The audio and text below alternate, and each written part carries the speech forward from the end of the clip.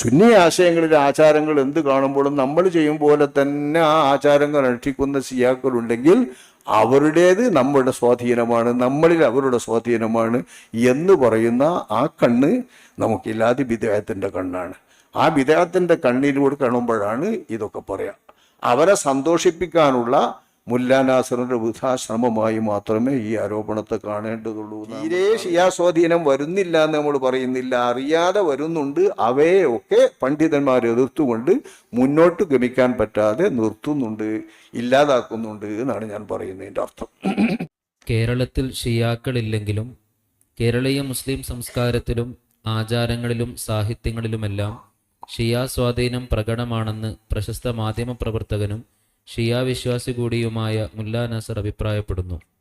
കൊണ്ടോട്ടി തങ്ങന്മാർ മുതൽ വരക്കൽ തങ്ങൾ വരെയുള്ളവരുടെ പാരമ്പര്യത്തിലും ഇബ്നു ബത്തൂത്തയുടെ യാത്രാവിവരണങ്ങളിലും ഇതിന് തെളിവുകളുണ്ടെന്ന് അദ്ദേഹം വാദിക്കുന്നു. എന്താണ് പ്രതികരണം? ഷിയാക്കൾ ആദരിക്കുന്ന 12 ഇമാമുകളെ സുന്നി വിഭാഗവും ഒരുപോലെ അംഗീകരിക്കുന്നത് എങ്ങനെയാണ്? ഒരേ ഇമാമുകളെ പിന്തുടരുമ്പോഴും സുന്നി ഷിയ എന്ന 2 വ്യത്യസ്ത ധാരകൾ രൂപപ്പെട്ടത് എങ്ങനെയാണ്? കേരളത്തിലെ സൂഫി പാരമ്പര്യത്തിൽ ഷിയ സ്വാധീനമുണ്ടോ? മാധ്യമപ്രവർത്തകൻ എന്നതിൻ്റെ കൂടെ ഷിയാ വിശ്വാസി കൂടിയായ മുല്ലാ നാസർ എന്നാണ് പറയുന്നത്. ഒരു ഷിയാ വിശ്വാസി കൂടിയായ മുല്ലാ നാസർ ഇവിടെ ഷിയാക്കളുടെ സ്വാധീനമുണ്ട് എന്ന് പറയാതിരിക്കുമല്ലോ. അതത്ര കാര്യമാക്കി എടുക്കേണ്ട കാര്യമൊന്നുമില്ല. പക്ഷേ പൊതുവിൽ ഷിയാ സ്വാധീനം എല്ലാ ലെവലിലും അഹ്ലുസുന്നത്ത് വൽ ജമാഅത്തിൽ ബിദ്അത്തിന്റെ സ്വാധീനം കടന്നുകൂടുക എന്ന് പറയുന്നത് അഹ്ലുസുന്നത്ത് വൽ ജമാഅത്ത് എന്നതാണ് മുഖ്യധാര എന്ന് മനസ്സിലാക്കുമ്പോൾ തന്നെ നമ്മളത് ആശങ്കപ്പെടുകയും നമ്മളത് അംഗീകരിക്കുകയും വേണം. കാരണം സത്യത്തിനെ തമസ്കരിക്കുന്നതിന് വേണ്ടിയാണ് ബിദ്അത്തുകൾ എപ്പോഴും വരിക. വ്യാജങ്ങൾ എപ്പോഴും സത്യത്തെ ചുറ്റിപ്പറ്റിക്കൊണ്ടാണ് അതിൻ്റെ അസ്തിത്വം സ്ഥാപിക്കുക. എപ്പോഴും അസത്യം എപ്പോഴും വരുന്നത് സത്യത്തിൻ്റെ പുകമറ സൃഷ്ടിച്ചുകൊണ്ടും സത്യത്തിന് മേൽ പ്രത്യേകമായി മൂടുപടപ്പെട്ടുകൊണ്ട് തന്നെയാണ് അസത്യം വരിക. അപ്പോൾ ബിദ്അത്തുകൾ അഹ്ലുസുന്നത്ത് വൽ ജമാഅത്തിൻ്റെ ലെവലിലും അതിൻ്റെ വെളിച്ചം കെടുത്തുന്ന തരത്തിലും തന്നെയാണ് വരിക. അവർക്ക് ബോധ്യപ്പെടുന്ന വിധത്തിൽ അഹ്ലുസുന്നത്ത് വൽ ജമാഅത്തിൻ്റെ വിശ്വാസികളുടെ വിശ്വാസം പിഴപ്പിക്കുന്ന വിധത്തിലാണ് അവരുടെ പ്രവർത്തനം ഉണ്ടാവുക. അങ്ങനെയുള്ള പ്രവർത്തനങ്ങൾ കാലാകാലങ്ങളിൽ കേരളത്തെ സംബന്ധിച്ചിടത്തോളം, ഇതിൽ പറഞ്ഞ കേരളീയ സംസ്കാരം, കേരളത്തെ സംബന്ധിച്ചിടത്തോളം ഇവിടെ ഒരു വലിയ നന്മ കാണാം.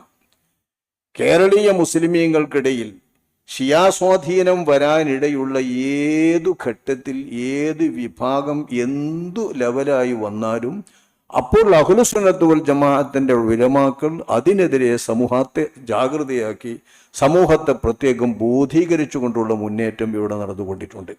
നമുക്കറിയാം, വ്യാജ ത്വരീഖത്തുകളെ കുറിച്ചുള്ള വിമർശനങ്ങളില്ലാത്ത ഒരു കാലം കേരളത്തെ സംബന്ധിച്ചിടത്തോളം, നമ്മുടെ കേരളത്തെ സംബന്ധിച്ച് കേരളം എന്ന പേര് വന്ന ശേഷമോ അതിന് മുൻപോ ഉണ്ടോ? ഇല്ല.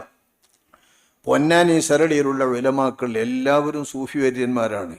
പക്ഷെ ആ സൂഫി വര്യന്മാർ സഞ്ചരിച്ചു കൊണ്ടിരിക്കുന്ന മാർഗത്തിലൂടെ അതിനെതിരായിക്കൊണ്ടുള്ള വ്യാജ ത്വരീഖത്തുകളോ വ്യാജ സിദ്ധാന്തങ്ങളോ വ്യാജ രീതികളോ എവിടെ രംഗത്ത് വന്നാലും പൊന്നാനി ഉലമാക്കളും അവരെ അനുകരിച്ചുകൊണ്ട് നീങ്ങുന്ന ഉലമാക്കളും അതിനെ പ്രത്യേകം നഖശിഖാന്തം എതിർക്കുകയും അതില്ലാതാക്കാൻ വേണ്ടി പരിശ്രമിച്ചു കൊണ്ടിരിക്കുകയും ചെയ്യുന്നു.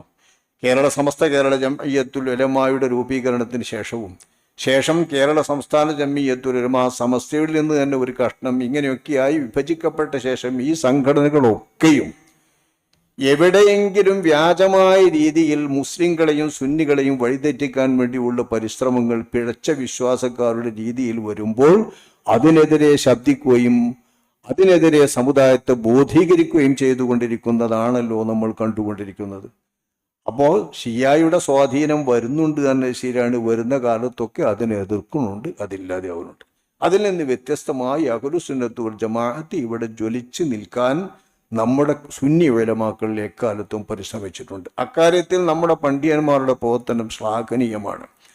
വിഭജിക്കപ്പെട്ട് 3-4 സംഘടനകളായി തിരിഞ്ഞാലും അഹ്ലുസുന്നത്ത് വൽ ജമാഅത്തിന്റെ വിശ്വാസധാരയിൽ നിന്ന് മാറി ഏതെങ്കിലും ഒരു വ്യക്തിയെ പ്രതി ഉണ്ടാക്കി തീർക്കുന്ന വിധം ഷിയാക്കളുടെ ത്വരീക്കത്ത് വ്യവസ്ഥിതിക്ക് അനുസരിച്ചു കൊണ്ടുണ്ടാക്കപ്പെടുന്ന ഏതെങ്കിലും ഒരു രീതിയിലുള്ള ഒരു പ്രവർത്തനം എവിടെ നിന്നെങ്കിലും ഏതെങ്കിലും വ്യക്തിയിൽ നിന്ന് വരുമ്പോൾ ആ വ്യക്തി എത്രമേൽ ഉന്നതനാണെങ്കിലും ആ വ്യക്തി നിലകൊള്ളുന്ന സംഘടനക്കാർ തന്നെ ആ വ്യക്തിയെ ഇകഴ്ത്തി താഴ്ത്തുന്നത് കാണാം.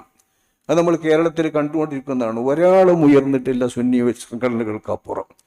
എങ്ങനെ ഇതൊക്കെ സംഭവിക്കുന്നത് എന്തുകൊണ്ടാണ്? ഷിയ സ്വാധീനത്തെ പ്രത്യേകം കണ്ടറിഞ്ഞുകൊണ്ട് ആ സ്വാധീനം അഹ്ലുസുന്നത്ത് വൽ ജമാഅത്തിന്റെ ഇല്ലായ്മയിലേക്കോ അഹ്ലുസുന്നത്ത് വൽ ജമാഅത്തെ നശിപ്പിക്കുന്നതിലേക്കോ എത്തരുത് എന്നുള്ള പരിശ്രമമാണ്.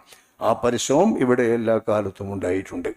പിന്നെ അഹ്ലുസുന്നത്ത് വൽ ജമാഅത്ത് ഷിയാക്കള് ഇതൊക്കെ 12 ഇമാമുകളെ വിശ്വസിക്കുമ്പോൾ എങ്ങനെയാണെന്ന് വെച്ചാൽ 12 ഇമാമുകൾ എന്ന് പറയുന്ന ഇമാമ്, ഞമ്മക്ക് ഇമാമ് പറഞ്ഞാൽ ഇമാം ഇബ്നു ഹജർ, ഇമാം നവവി, ഇമാം റംലി, ഇതൊക്കെയാണ് നമ്മൾ ഇമാം. ഇമാം എന്ന് പറഞ്ഞാൽ അനുകരണീയ മാതൃക എന്നാ നമ്മൾ പറഞ്ഞ ഇമാമിന് അർത്ഥമുള്ളൂ. ആ മാതൃകകളായിക്കൊണ്ട് തന്നെയാണ് നബി കുടുംബത്തിലെ ഏറ്റവും ജ്വലിച്ചു നിന്നിരുന്ന താരങ്ങളായ ഷിയാക്കൾ ഇമാമുകൾ എന്ന് വാഴ്ത്തുന്നവരെയും നമ്മൾ കാണുന്നുള്ളൂ. അനുകരണീയ മാതൃകകൾ. അഷ്റഫുൽ ഖൽഖ് സ്വല്ലല്ലാഹു അലൈഹി വസല്ലം തങ്ങളുടെ പേരക്കുട്ടി ഹസൻ റളിയല്ലാഹു അൻഹു, ഹുസൈൻ റളിയല്ലാഹു അൻഹു അനുകരണീയ മാതൃകകളല്ലേ, സ്വഹാബാക്കളല്ലേ. അവരുടെ മക്കൾ ജാഫർ സ്വാദിഖ്, മുഹമ്മദ് ബാഖിർ തുടങ്ങിയിട്ടുള്ളവർ, അവർക്ക് ശേഷമായി പറയപ്പെടുന്നവർ, ഇവരൊക്കെയാണ് ഷിയാക്കൾ എണ്ണുന്ന 12 ഇമാമുകൾ. ഞാനിതിൻ്റെ അതിൽ ചരിത്രം പറയല്ല, 12 ഇമാമുകളെയും പറഞ്ഞുകൊണ്ടിരുന്നാൽ നേരം വൈകും. ഈ 12 ഇമാമുകളും ഫാത്തിമ ബീവിന്റെ മക്കൾ പരമ്പരയിൽ തിളങ്ങുന്ന താരങ്ങളാണ്. ഉന്നത താരങ്ങൾ, പണ്ഡിത താരങ്ങൾ, മഹാതാരങ്ങൾ. ആ താരങ്ങൾ അഹ്ലുസുന്നത്ത് വൽ ജമാഅത്തിന്റെ വീതിയിലല്ലാതെ സഞ്ചരിച്ചിട്ടില്ല.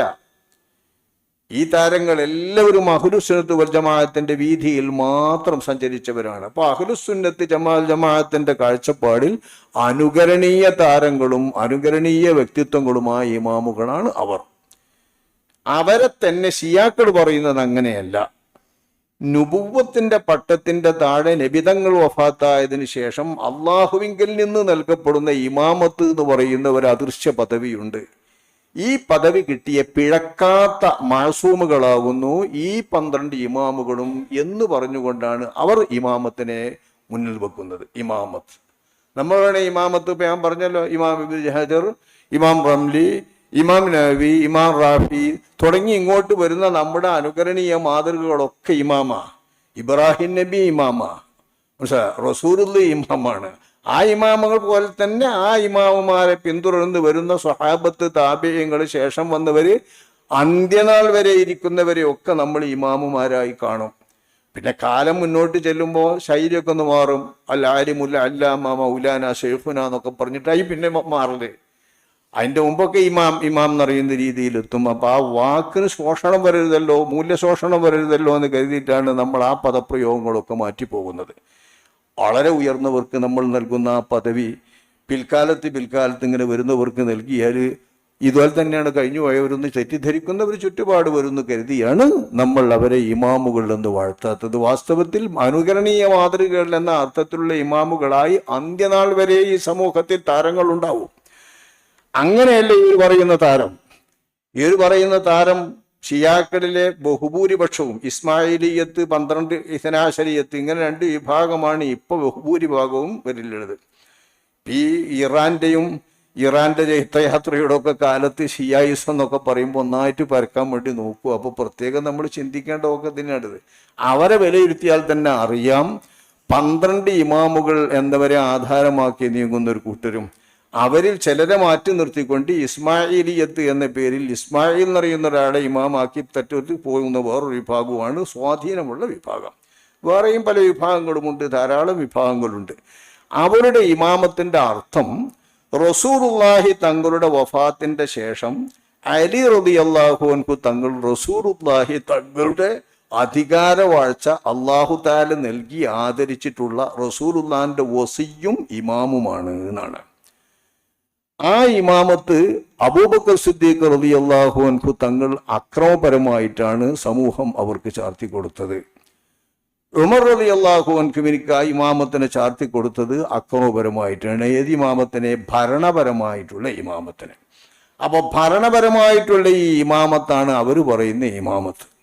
ഭരണപരമായിട്ടുള്ള ആ ഇമാമത്തിന് അവർ പറയുന്ന മറ്റൊരു സംഗതി, ആ ഇമാമത്ത് നുബുവത്ത് പോലെ അള്ളാഹു തആല പിഴവ് പറ്റാത്ത മഅസൂമുകളാക്കി അള്ളാഹുവിനാൽ നിശ്ചയിക്കപ്പെടുന്ന ദൈവദത്തമായ ഒരു സ്ഥാനമാകുന്ന ഇമാമത്ത് എന്നാണ് ഷിയാക്കൾ വാദിക്കുന്നത്. നമ്മളങ്ങനെയല്ല. മനുഷ്യൻ ആർജിച്ചെടുക്കുന്ന അവരുടെ വിശുദ്ധ ജീവിതത്താൽ മറ്റുള്ളവർ വാഴ്ത്തുന്ന മഹത്തായ നാമമാണ് ഇമാമത്ത്. ഭരണാധികാരി എന്ന ഇമാമാവട്ടെ ഹല്ല് അഖദിന്റെ അധികാരവും സമൂഹവും ഒന്നിച്ച് തെരഞ്ഞെടുത്തുകൊണ്ട് ചാർത്തിക്കൊടുക്കുന്ന രാഷ്ട്രീയാധികാരമാണ്. ഈ രാഷ്ട്രീയ അധികാരമായ ഇമാമത്തിൽ നിന്ന് വ്യത്യസ്തമായി നുബുവത്ത് എന്ന പവിത്രമായ പദവി വഹി നൽകാൻ വേണ്ടി അള്ളാഹു തീരുമാനിച്ചതുപോലെ വഹയിന്റെ പിൻഗാമിത്വം കിട്ടുന്നവരായി റസൂലുള്ളയിൽ നിന്ന് കിട്ടുന്ന ചില രഹസ്യ വിവരങ്ങൾ അങ്ങനെ കൈമാറി പോരുന്ന കുറെ ദൈവദത്തരായ അധികാരികൾ ഉണ്ട് എന്നും ആ അധികാരികളിൽ അബൂബക്കർ സിദ്ദീഖ്, ഉമർ, ഉസ്മാൻ എന്നീ 3 ഖലീഫമാരും പെട്ടിട്ടില്ല. അലിയാരുടെ അധികാരം കവർന്നതാണ് ഇവരൊക്കെ എന്ന് പറയുന്നവരാണ് ഷിയാക്കൾ എന്ന് പറയുന്നവർ. അതിന്റെ ശേഷം വരുന്ന അലിയാർക്ക് ശേഷം വരുന്ന 12 ഇമാമുകൾ അലിയാര മക്കളും പേരക്കുട്ടികളുമാണ്. ഈ അലിയാര മക്കളും പേരക്കുട്ടികളും എന്ന് പറയുന്നവരൊക്കെ അലിയാരെ പോലെ തന്നെ അബൂബക്കർ സിദ്ദീഖ് വരച്ച, ഉമർ എന്നവർ വരച്ച, ഉസ്മാൻ എന്നവർ വരച്ച അഹ്ലുസുന്നത്തിന്റെ ഊർജുവായ പാതയിലൂടെ സഞ്ചരിച്ച് മുന്നേറിയവരാണ്, ഭരണാധികാരികളാണ്.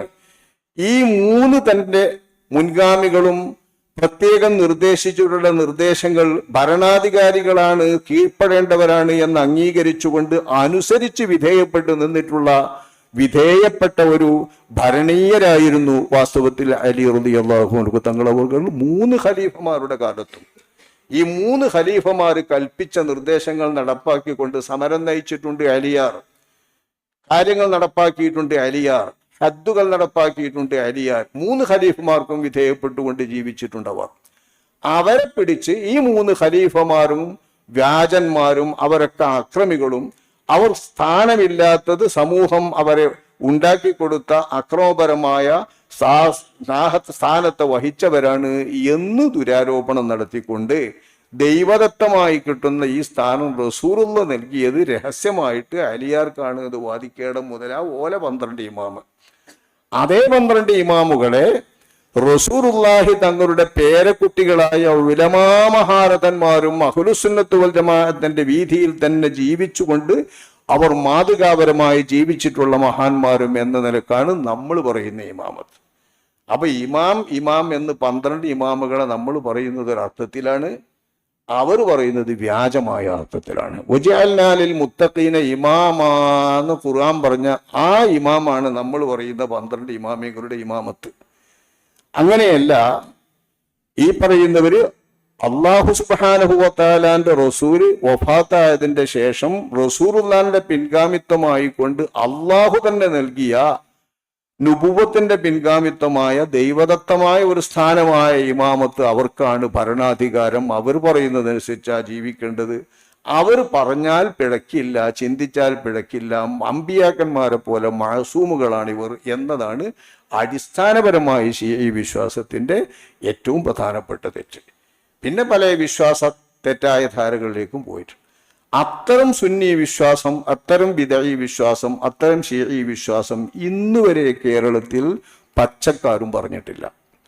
കൊണ്ടോട്ടി ആയാലും വേണ്ടില്ല, നൂഞ്ഞേരി ആയാലും വേണ്ടില്ല, മറ്റേത് സ്ഥലമായാലും വേണ്ടില്ല, എവിടെ വന്നിട്ടുള്ളവരായാലും വേണ്ടില്ല, അവിടെ നിന്നുള്ളവരൊന്നും അങ്ങനെയൊന്നും പറഞ്ഞിട്ടില്ല. ഞാനിത് കൊണ്ടോട്ടിയോ മറ്റോ ഒന്നൊക്കെ ചെയ്യാൻ സ്വാധീനമുള്ളതാണ് എനിക്കറിയില്ല. ഞാൻ എപ്പോഴും പറയാറുണ്ട്, കൊണ്ടോട്ടി തങ്ങന്മാർ എന്ന് പറയുന്ന ആ ലെവലിനെ പറ്റി നമുക്കറിയില്ല. അതിൻ്റെ മുമ്പുള്ളതാ 20-ാം നൂറ്റാണ്ടിൻ്റെ ചരിത്രത്തിൻ്റെ മുമ്പുള്ള എന്നുള്ള നിലക്കാണ് നമ്മൾ ഈ 20-ാം നൂറ്റാണ്ടിലെ ചരിത്രം പറയുന്ന കൂട്ടത്തിൽ, വിവാദം പറയുന്ന കൂട്ടത്തിൽ അതിനെ ഒഴിവാക്കിയത്. ഷെയ്ഖുനായെ ഉദ്ധരിച്ചുകൊണ്ട് ഞാൻ അക്കാര്യം പ്രത്യേകം പറഞ്ഞിട്ടുണ്ട്. അതുകൊണ്ട് കൊണ്ടോട്ടിക്കാർ ഷിയാക്കളാണോ, വരക്കൽ മുല്ലക്കോയത്തങ്ങൾ ഷിയാണോ, അങ്ങനെയൊക്കെ എപ്പോൾ പറയുന്നത്, സമസ്ത സ്ഥാപിച്ച മഹാനായ വരക്കൽ മുല്ലക്കോയത്തങ്ങൾ ഷിയാണോ, ഈ തരം ദുരാരോപണങ്ങളിലേക്കൊന്നും നമ്മൾ പ്രവേശിക്കേണ്ടതില്ല. നമ്മളെ പള്ളി മെമ്പറുകളിൽ നിന്ന് അല്ലാഹുമ്മ അർളഅനിൽ എന്നും പറഞ്ഞുകൊണ്ട് സംസാരിക്കുന്നത് 4 ഖലീഫമാർക്ക് 4-മനായി അലിയാരെ പറഞ്ഞുകൊണ്ടുള്ള ദുആയാണ്. അങ്ങനെയല്ലാതെ ഒരു കൊണ്ടോട്ടിയിലും ദുആ നടന്നിട്ടില്ല. അലിയാരെ ഒന്നാമത് പറഞ്ഞിട്ട് ഈ 12 ഇമാമികൾ ദുആ നടത്തിക്കൊണ്ടുള്ള ഒരൊറ്റ ഖുതുബയും നമ്മുടെ നാടിലുള്ള കേരള മുസ്ലിമീങ്ങളുടെ പള്ളികളിൽ എവിടെയും നടന്നിട്ടില്ലല്ലോ. ഒന്നാമത് പറയണമാതിരി നമ്മളെങ്ങനെയാ ഒന്നാമത് പറയാ? റസൂലുള്ളാഹിന്റെ കഴിഞ്ഞാൽ പറയല് അന്നഫുദലി ഉമറായി എന്നും പറഞ്ഞാൽ പറയാം. ഒന്നാമത് അബൂബക്കർ സിദ്ദീഖ്, രണ്ടാമത് ഉമർ ഇബ്നുൽ ഖത്താബ്, മൂന്നാമത് ഉസ്മാൻ ഇബ്നു അഫ്ഫാൻ, നാലാമത് അലി ഇബ്നു അബീ ത്വാലിബ്. അതോടുകൂടെ അവസാനിപ്പിക്കുകയും ചെയ്തു 4 ഖലീഫമാരോട് കൂടെ. അതിന്റെ അപ്പുറം വന്നവരൊന്നും ഇമാമുകളായി, അതായത് ഭരണാധികാരിയായ റസൂലുള്ളാഹിന്റെ റാഷിദുകളായ ഖലീഫമാരായി നമ്മൾ കാണുന്നില്ല. നല്ലവരുണ്ടാകാം, മാതിരീങ്ങളുണ്ടാകാം, നല്ല ഭരണാധികാരികളുണ്ടാകാം, മോശപ്പെട്ടവരുണ്ടാകാം, അക്രമികളുണ്ടാകാം. ഖിലാഫത്ത് റാഷിദയാണ് നബിതങ്ങളുടെ പ്രാതിനിധ്യം നൽകി നമ്മൾ ആദരിക്കുന്നത്. ഈ 4 ഖലീഫമാരെ നമ്മളുടെ പള്ളി മെമ്പറുകളിൽ നിന്ന് കേൾക്കുന്ന അബൂബക്കർ സിദ്ദീഖ് മുതൽ അലിയാരിൽ അവസാനിക്കുന്ന 4 ആളായിട്ടാണ് നമ്മുടെ പള്ളികളിലൊക്കെ ഇറങ്ങാറുള്ളത്, എവിടെയും ദുആ ചെയ്യാറുള്ളത്. ഈ 3 ആളുകളെയും ഒഴിവാക്കി അലിയാരെ ഉയർത്തിക്കാട്ടി ഒന്നാമനാക്കി കാണിക്കുന്ന രീതിയിലാണ് ഷിയാക്കളുടെ ഇമാമത്ത് വാദം. ആ ഇമാമത്ത് വാദത്തിലേക്കുള്ള ദുസ്വാധീനം നമ്മുടെ ഒരു പ്രവർത്തനത്തിലോ നമ്മളൊരു സംഗതിയിലോ കാണൂല. പിന്നെ വരാറുള്ളത് എന്താന്ന് വെച്ചാൽ, ഈ ഷിയാ ത്വരീഖത്തുകളുണ്ട്, വ്യാജമായ കുറെ ത്വരീഖത്തുകൾ പല വഴിക്ക്. ആ ത്വരീഖത്തുകളുടെ വഴിക്ക് വരുന്ന ഷിയാ വിശ്വാസത്തിന് അനുകൂലമായി വരുന്ന തരത്തിലുള്ള ചിലതൊക്കെ കൂട്ടിച്ചേർത്തിട്ടുള്ള ചില ആചാരങ്ങളും ചില വിശ്വാസങ്ങളുമൊക്കെ വാസ്തവത്തിൽ പല വ്യാജന്മാരും ഉണ്ടാക്കാറുണ്ട് കാലാകാലങ്ങളിൽ. അതൊക്കെ അറിയാതെ ചിലർ പകർത്താൻ വേണ്ടി ശ്രമിക്കാറും ആ രൂപത്തിലേക്ക് സമൂഹത്തെ തെറ്റായ സന്ദേശം നൽകിക്കൊണ്ട് പിഴപ്പിക്കാനും ശ്രമിക്കുമ്പോൾ നമ്മുടെ അഹ്ലുസുന്നത്തിന്റെ പണ്ഡിതന്മാരും സംഘടനകളും അതിനെ പ്രത്യേകം ജാഗ്രതരായിരിക്കാൻ വേണ്ടി പ്രത്യേകം ഉണർത്തുകയും പറയുകയും ചെയ്തുകൊണ്ട് തെറ്റായ സ്വാധീനങ്ങളെയൊക്കെ ഇല്ലാതാക്കുക എന്നതാണ് ഇവിടുത്തെ സുന്നി പണ്ഡിതന്മാർ സ്വീകരിക്കുന്നതല്ല. മുല്ലാ നാസിർ പറയുന്ന സ്വാധീനം എന്താണെന്ന് അദ്ദേഹം തന്നെ വ്യക്തമാക്കിയാലേ അതിനെപ്പറ്റി നമുക്ക് വിശകലനം ചെയ്യാൻ പറ്റുള്ളൂ. എന്താണ് ആ സ്വാധീനം എന്ന് പറഞ്ഞാൽ, പിന്നുള്ളത് ഖബർ സിയാറത്ത് ചെയ്യുക, റസൂലുള്ളാഹിനെയും മറ്റും ഇസ്തിഗാസ ചെയ്യുക, ഇസ്തിശ്ഫാ നടത്തുക, ഇതൊക്കെയാണ്. ഇത് അഹ്ലുസുന്നത്തിന്റെ രാജപാതയിലുള്ള സംഗതിയാണ്. അത് അതേ രൂപത്തിൽ സ്വന്തം ഇമാമിയങ്ങളിൽ മാത്രം പരിമിതപ്പെടുത്തിക്കൊണ്ട് ഷിയാക്കൾ നടത്തും. അവരുടെ നേതാക്കളിൽ മാത്രം പരിമിതപ്പെടുത്തിക്കൊണ്ട് ഷിയാക്കൾ നടത്തും. നമ്മൾ ഖൈറിന്റെ അഹ്ലുകാരായ മുന്തിയവരായ സ്വാലിഹീങ്ങളെ മുഴുവൻ ഉൾപ്പെടുത്തിക്കൊണ്ടാണ് നമ്മുടെ ഇസ്തിശ്ഫാ. ആ ഇസ്തിശ്ഫാവും ഖബർ സിയാറത്തൊക്കെ റസൂലുള്ളയും സ്വഹാബത്തും താബിഈങ്ങളും കാണിച്ചു തന്നതനുസരിച്ച് കൊണ്ടാണ് നമ്മൾ നടത്തിക്കൊണ്ടിരിക്കുന്നത്. നമ്മൾ ചോറ് വയ്ക്കുന്നുണ്ട്, ഷിയാക്കളും ചോറ് വയ്ക്കുന്നുണ്ട്, നമ്മൾ 5 നേരത്തും നിസ്കരിക്കുന്നുണ്ട്, ഓരും നിസ്കരിക്കുന്നുണ്ട്, ഓര് നിസ്കാരത്തിന്റെ ശേഷം പ്രാർത്ഥിക്കുന്നുണ്ട്, നമ്മളും പ്രാർത്ഥിക്കുന്നുണ്ട്. ഓര് റബീഉൽ അവ്വൽ മൗലൂദ് വെച്ചിട്ടുണ്ട്, നമ്മളും റബീഉൽ അവ്വൽ മൗലൂദ് വെച്ചു. അതുകൊണ്ട് ഷിയ ഇത് വഹാബി ദുരാരോപണമാണ്. ഈ ദുരാരോപണം സ്വീകാര്യമല്ല. സുന്നി ആശയങ്ങളിൽ ആചാരങ്ങൾ എന്ത് കാണുമ്പോഴും നമ്മൾ ചെയ്യും പോലെ തന്നെ ആ ആചാരങ്ങൾ അനുഷ്ഠിക്കുന്ന സിയാക്കളുണ്ടെങ്കിൽ അവരുടേത് നമ്മുടെ സ്വാധീനമാണ്, നമ്മളിൽ അവരുടെ സ്വാധീനമാണ് എന്ന് പറയുന്ന ആ കണ്ണ് നമുക്കില്ലാതെ ബിദ്അത്തിന്റെ കണ്ണാണ്. ആ ബിദ്അത്തിന്റെ കണ്ണിലൂടെ കാണുമ്പോഴാണ് ഇതൊക്കെ പറയാം.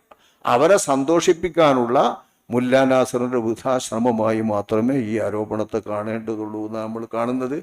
തീരെ ഷിയാ സ്വാധീനം വരുന്നില്ല എന്ന് നമ്മൾ പറയുന്നില്ല, അറിയാതെ വരുന്നുണ്ട്. അവയെയൊക്കെ പണ്ഡിതന്മാർ എതിർത്തുകൊണ്ട് മുന്നോട്ട് ഗമിക്കാൻ പറ്റാതെ നിർത്തുന്നുണ്ട്, ഇല്ലാതാക്കുന്നുണ്ട് എന്നാണ് ഞാൻ പറയുന്നതിൻ്റെ അർത്ഥം.